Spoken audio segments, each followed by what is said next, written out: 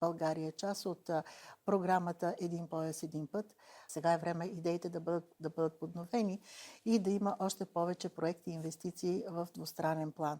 Аз разбрах, Китай е много заинтересован от българското кисело мляко, което е уникален продукт, от българския метод, селскостопанската продукция, защото България се запази като една от най-чистите природи в света и всичко, което ние произвеждаме, трябва да бъде на трапезата на хората.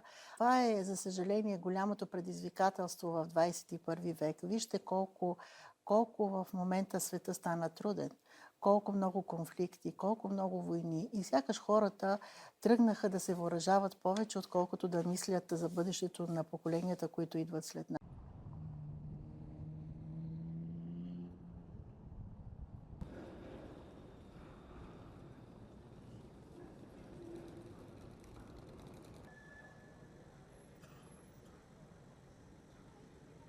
Jelajahi cara baru mendapatkan informasi. Download Metro TV Extend sekarang.